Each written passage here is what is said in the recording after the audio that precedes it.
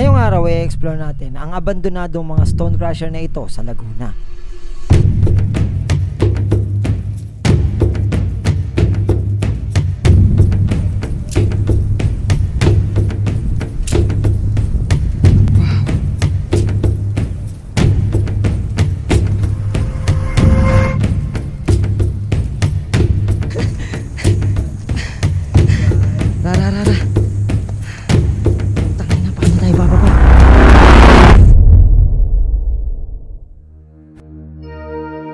Ayon sa pananaliksik ko tungkol sa mga crusher na ito, isa itong jaw crusher na gawa ng kumpanyang iBag.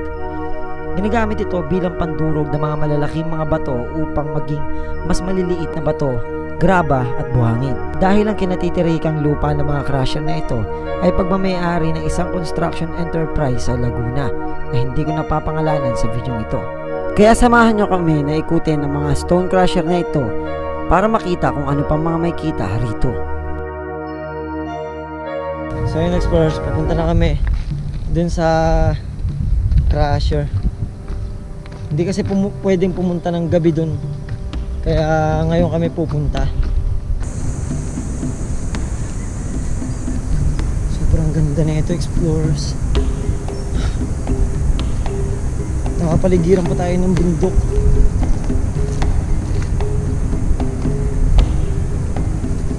Yung dating crusher explorers.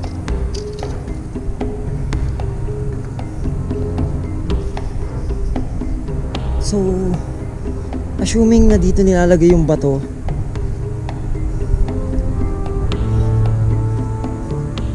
ayun, may mga graba pa nga oh.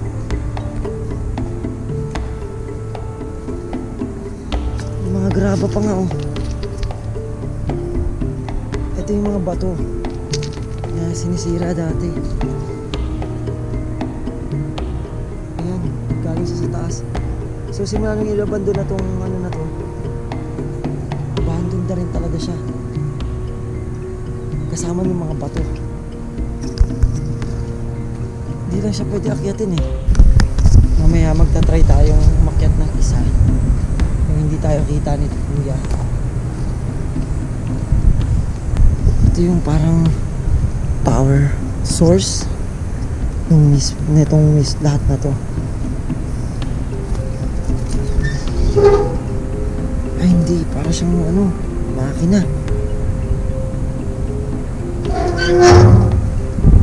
Stick umakit sa taas oh. Grabe to.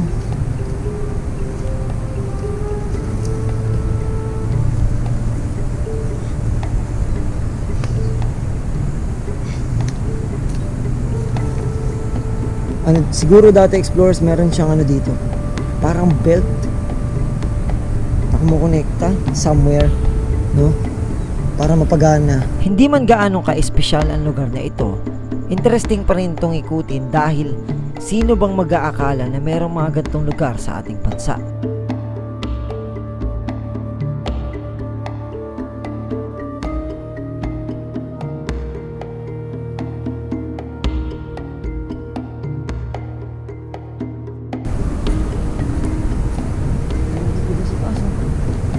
Pinaka-operator, no?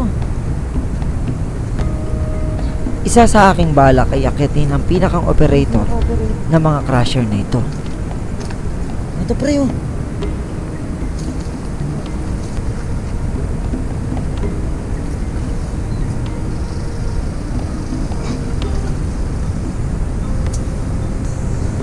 Pag umakyat ka dyan,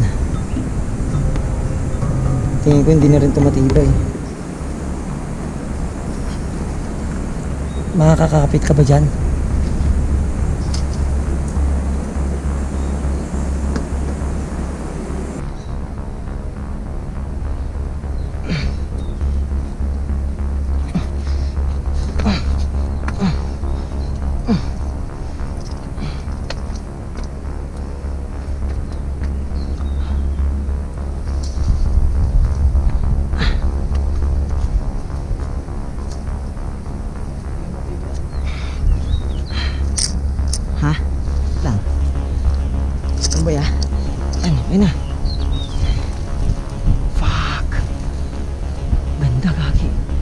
Kita niya tayo sa dulo.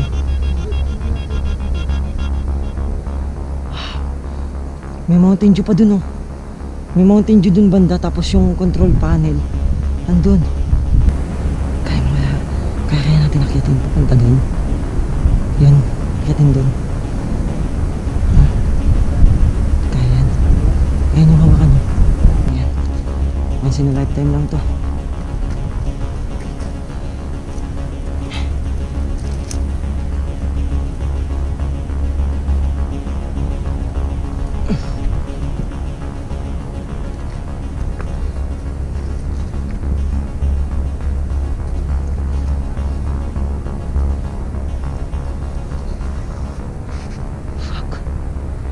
Pag nalaglag pala ako, diretso ako sa baba.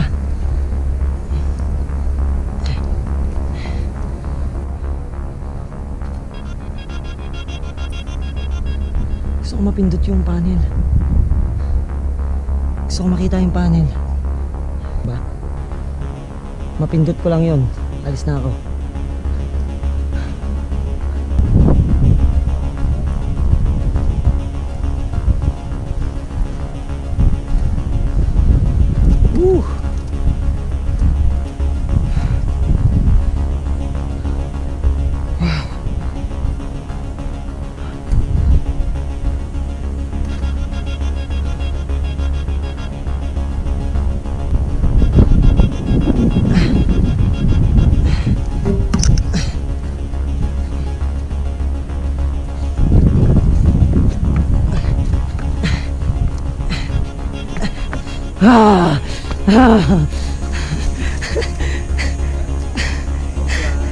Rara.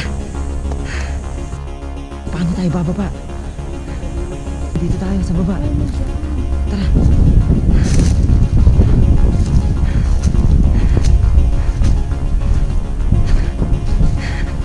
Yun sana. Pre, kaya mo?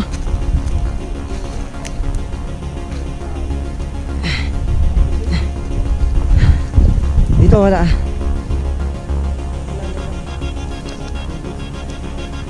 Alam mo na isip ko, boy. Alaga.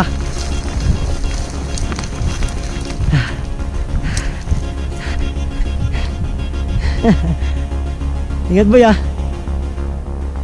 Durog. Durog ang sapatos. Malaking bato, boy, ah.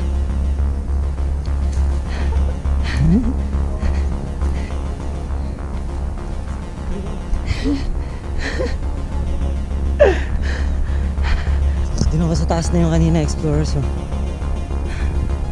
Doon sa taas. Diyan ako umakyat. Dito akyatin. Dito kasi sa kabila, hindi pa, baka pagalitan ako ni kuya na akyatin. Tsaka delikado na rin kasi yung ano eh, ibang mga bakal na ito eh. Parang sobrang ano na, sobrang ano na, rupok na. Kaya hindi ko na nilakas ng loob na puntahan talaga.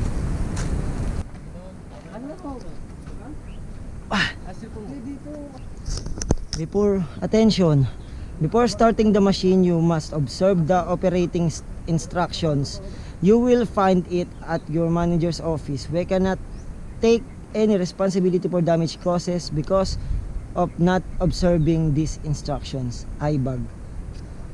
IBAG yung pangalan dati ng ano, may-ari nito.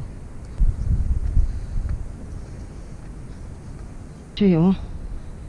Dito nagka-crash ng bato dati. Galing dito.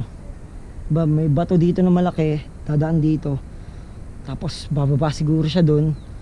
Tapos mapupunta doon sa mga pang-ano na maliit. Saan ba ako umakyat kanina?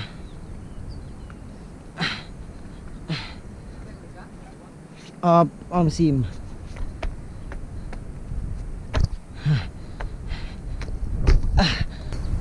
Sobrang worth it. Kung pwede lang akyatin yung nasa pinakataas na ito. Kaso kita kasi tayo ni Kuyang Gerd eh. Makapagbawalan tayo na akyatin. Pero sapat na yung naakyat natin yung isa. Din dito, papunta yung dun. Parang nagro-rolyo lang siya eh. Papunta, no? yung mga bato, tapos dito na kinakrush yung bato. Kung hindi ako nagkakamali, yun yung crusher niya. Tapos papunta siya dito, tapos dadaan dun sa ano na yun, tapos umiikot yan, parang treadmill yan, napupunta yan dun, tapos pababa dun. So yun, explorers, alis na kami rito. Sana nag-enjoy kayo dun sa pag-iikot natin. Maraming salamat, explorers. Huwag nyo kalimutan mag-subscribe kay Tam the Explorer, Mark PH Explorer. And yeah, peace out.